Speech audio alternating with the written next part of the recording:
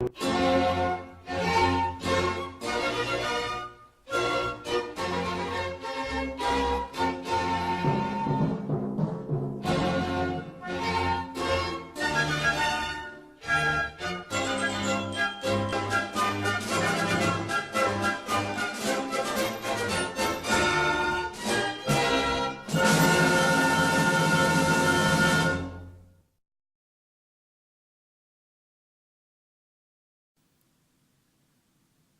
to answer hard and disturbing questions intelligently.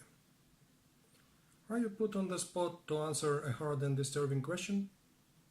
Are you afraid of looking dumb? Don't worry.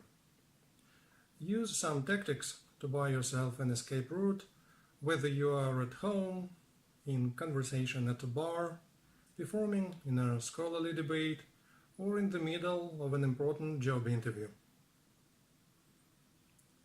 Step 1. Understand what is meant by a hard and disturbing question. For the purpose of this lecture, it is assumed that such questions involve personal beliefs, controversial challenges, or, for example, questions about your sexuality, your involvement in something potentially illegal, your faith, your political beliefs, your understanding of something you are allegedly expert at, your knowledge of someone's infidelities, etc.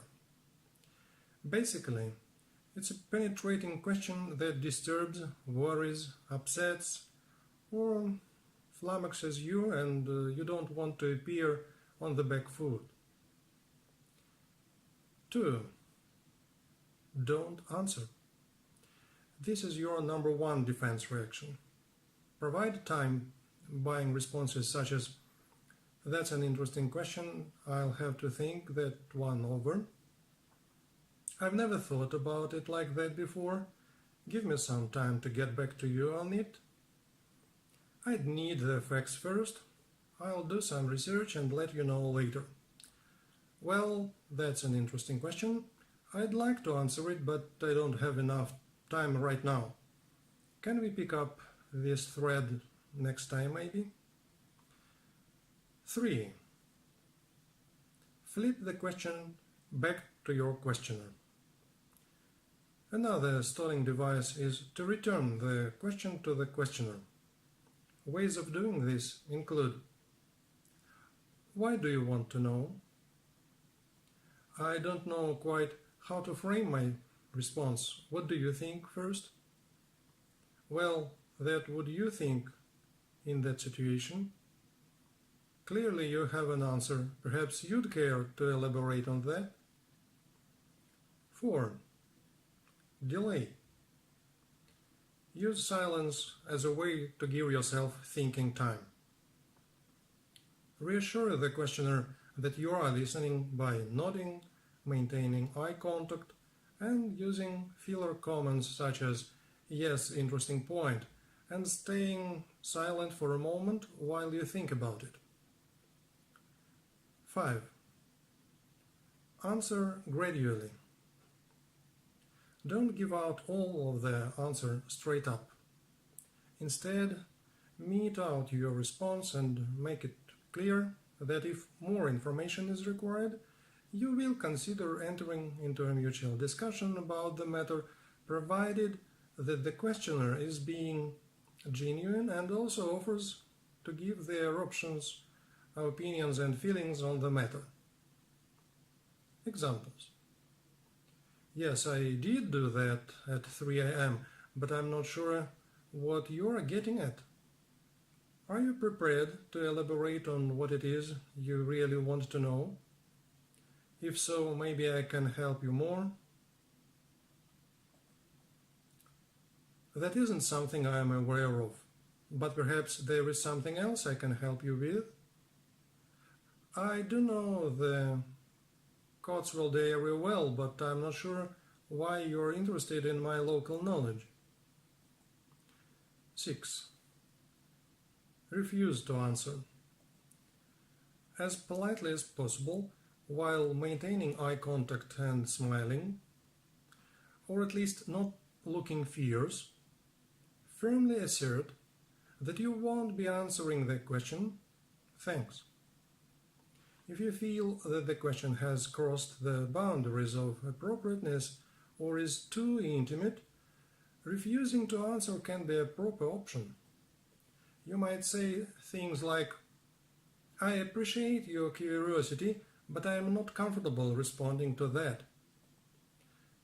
I mean no offense, but it's really a case of my business being minded and I decline to answer. No comment, sorry. I'm grateful for your interest, but I'm not up to talking about this matter with others who were not involved." That's way too personal a question. I'm sorry, but I just don't feel right sharing that information with you. I'm sorry, but asking that makes me feel unduly pressured. Please don't ask that of me again. I'm not in the habit of answering questions that are so incredibly personal. Perhaps you might like to rephrase the question to make it less confronting. 7. Use humor. This is a deflecting manner of responding to a question. Humor can be used to avoid answering a question by making a light-hearted quip or a self-depreciating joke. Humor can also be put to good use to answer the question in a light-hearted manner that pushes aside the disturbing and hard elements of the question. If you want to use this method, you need to be confident with using humor, and that isn't easy. 8. Answer it intelligently. If the question isn't problematic, it isn't too personal or grueling, and you know the answer, why not launch into answering it? If you have any sense that the person has tried to outdo you in any way, this is always a super fun way to respond in kind.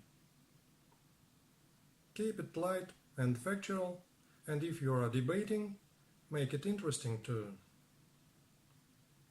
Conclusions. If you feel that the questions are aimed to derail, upset, or outwit you, there is no harm in making your feelings clear. If someone is used to using questions as a means of eliciting information, they may simply forget their manners and overstep the boundaries of polite communications. In this case, you have every right to pull them up on their intimidating questioning and point out that there are better ways to go about seeking information. If the question is discriminative or rude, you don't have to feel pressured into giving an answer. You have your own rights. In some contexts, angry, irate, or irrational people can be incensed by a refusal to answer, no matter how sensible and right your response. It is important to remain assertive and not aggressive in your response. If you have any sense that there might be a possibility of harm arising from the questioning, remove yourself from the situation immediately and seek help or refuge. This is especially important in the case of somebody who behaves violently or is impacted by alcohol or drugs, and reasoning cannot get through to them.